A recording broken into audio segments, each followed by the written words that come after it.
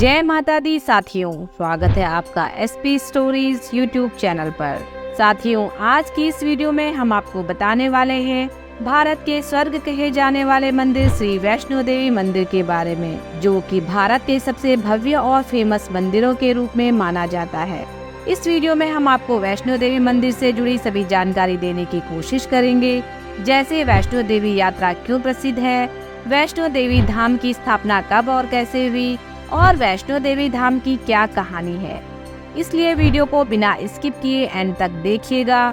चलिए साथियों, शुरू करते हैं।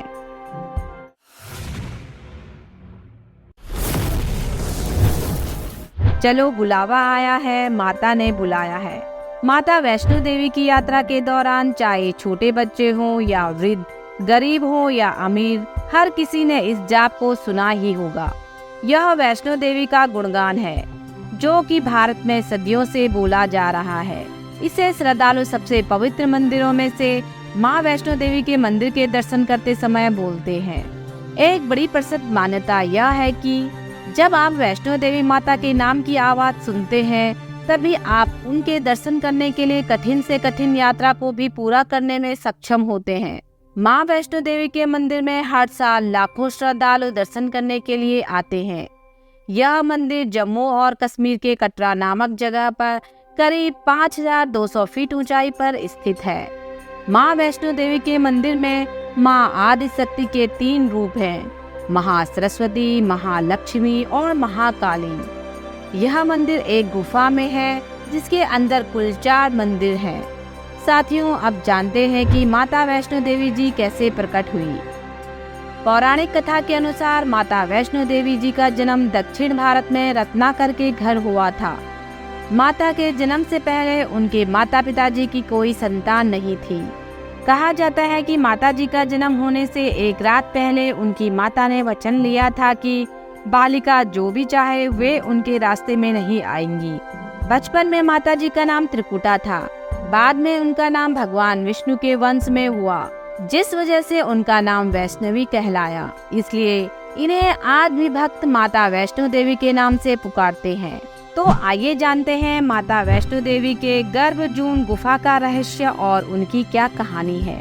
पौराणिक कथा के अनुसार जम्मू जिले के कटरा नगर में 2 किलोमीटर की दूरी पर स्थित एक हंसाली नामक गाँव में माँ वैष्णो देवी के परम भक्त श्रीधर रहते थे। उनकी कोई संतान नहीं थी, जिस कारण वह बहुत दुखी रहा करते थे। एक बार नवरात्रि पूजन के दौरान उन्होंने कुंवारी कन्याओं को अपने घर बुलाया। तब उन्हीं कन्याओं में से एक वेश धारण करके माता वैष्णो देवी श्रीधर के पास आकर बैठ गई। पूजन के पश्चात सभी कन्याएं चली गई, परंतु माँ वैष्णो वहां रुककर श्रीधर से बोली कि तुम जाओ और सभी को अपने घर भोजन के लिए आमंत्रित करो।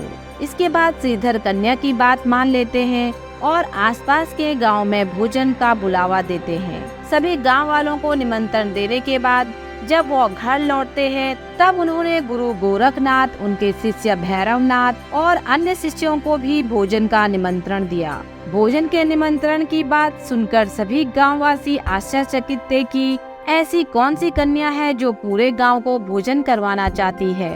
इसके बाद सभी श्रीधर के घर खाने के लिए आए। फिर कन्या के रूप में माँ वैष्णो सभी को अलग अलग तरह के पात्र में भोजन परोसने लगी। जब वह भैरवनाथ के पास पहुंची तो उन्होंने खीर पूरी खाने से इनकार कर दिया और मांस मदिरा पान की इच्छा जताई। तब कन्या ने उनकी यह बात नहीं मानी, लेकिन भैरवनाथ अपनी बात पर अडिग रहा। इसके बाद भैरवनाथ के मन में छिपे कपट को जानकर माँ वैष्णो रूप बदलकर त्रिकुट पर्वत की तरफ चली गई। त्रिकुट पर्वत पर जाकर वहाँ एक गुफा में माँ वैष्णो देवी ने भैरवनाथ से छिपकर 9 माह तक लगातार तपस्या की थी। इस गुफा को ही आज गर्भजून के नाम से जाना जाता है। इसके अलावा इस गुफा को आदि कुमारी या अर्ध कुमारी भी कहते हैं। आज भी इस गर्भजून गुफा का उतना ही महत्व है जितना संपूर्ण भवन का है। 9 महीने की तपस्या के बाद माता रानी जब गुफा से बाहर देवी के रूप में आई, तो उन्होंने भैरवनाथ को चेतावनी देते हुए वापस लौट जाने को कहा, लेकिन फिर भी वो हट पर अड़ा रहा। इसके बाद हटी भैरवनाथ को माँ ने महाकाली के रूप में भैरवनाथ का सहार कर दिया। कहते हैं कि भैरवनाथ का कटा हुआ सिर त्रिकुट पर्वत की भैरव घाटी में गिरा। माता रानी अच्छे से जानती थी कि भैरवनाथ उनके हाथों ही मरना चाहता है, क्योंकि भैरवनाथ जी को एक श्राप मिला था, तभी उन्हें मुक्ति भी मिल सकती थी। इस बात को जानते हुए माता रानी ने भैरवनाथ को एक वरदान दिया कि जो भी भक्त मेरी पूजा के लिए इस धाम आएगा वो तुम्हारी पूजा किए बिना वापस नहीं जाएगा, और जो मेरे दर्शन के बाद तुम्हारे दर्शन नहीं करेगा उसकी पूजा अधूरी मानी जाएगी। इसलिए आज भी कोई भी भक्त माता वैष्णो देवी के दर्शन करने के लिए जाता है, वो ऊपर भैरवनाथ जी के दर्शन करने के लिए भी जरूर जाता है। इस जगह को भैरवनाथ मंदिर के नाम से जाना जाता है। वही वैष्णो देवी माँ ने भैरवनाथ का सहार जिस स्थान पर किया था उसे भवन के नाम से जानते हैं। वैष्णो देवी मंदिर के अंदर देवी महाकाली दाईं ओर, महासरस्वती बाईं ओर और महालक्ष्मी देवी बीच में है। पिंडी के रूप में गुफा में विराजित है। इन तीनों पिंडियों के इस सम्मिलित रूप को वैष्णो देवी का रूप कहा जाता है। साथियों, जब आप माता वैष्णो देवी मंदिर की यात्रा की शुरुआत करते हैं तो आपको बाणगंगा नाम नदी देखने को मिलती है। इससे जुड़ी भी एक कहानी है। पौराणिक कथाओं के अनुसार जब माता धरती पर पहुंची तो वहां उनकी भेंट पवन पुत्र हनुमान से हुई, जिन्हें उन्होंने इस स्थान पर रहने का आदेश दिया। परंतु हनुमान जी ने अपनी माँ से विनती करी कि इस घने जंगल में पानी के बिना कैसे रह पाएंगे। तब माता वैष्णो देवी ने अपनी तरकस से बाण निकालकर इसे धरती पर मारा और गंगा प्रकट की। साथ ही यहीं पर माता ने अपने केस धोए। मान्यताओं के अनुसार इसलिए इस जगह को बाण गंगा के नाम से जाना जाता है। माता वैष्णो देवी की तीर्थ यात्रा में दूसरे पड़ाव पर आता है चरण पादुका मंदिर। कहते हैं कि चरण पादुका मंदिर का वह स्थान है जहां पर माता वैष्णो देवी ने अपने चरणों को रोककर पीछे मुड़कर भैरवनाथ को देखा था। कहते हैं कि आज भी एक पत्थर के ऊपर माता के पैरों के चिन्ह बने हुए हैं, जिस वजह से इस स्थान को चरण पादुका के नाम से जाना गया है। यात्रा पर जाने वाले सभी श्रद्धालु इस मंदिर में अपना सर झुकाते हैं और अपनी सफल यात्रा की मन्नत मांगते हैं। चरण पादुका मंदिर के मुख्य गर्भगृह में माता की एक प्रतिमा विराजमान है और उसी के नीचे उस पत्थर को भी रखा हुआ है जिसमें माता के पैरों के चिन्ह बने हुए हैं। बाकी बाद में मंदिर के अंदर और बहुत सारे भगवानों की प्रतिमा स्थापित की गई है।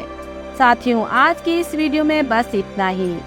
आशा करती हूँ आपको श्री वैष्णो देवी मंदिर से जुड़ी यह जानकारी पसंद आई होगी।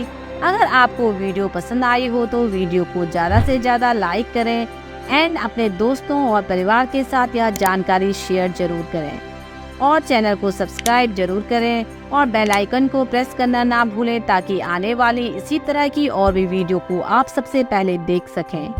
Thank you so much. जय माता दी साथियों।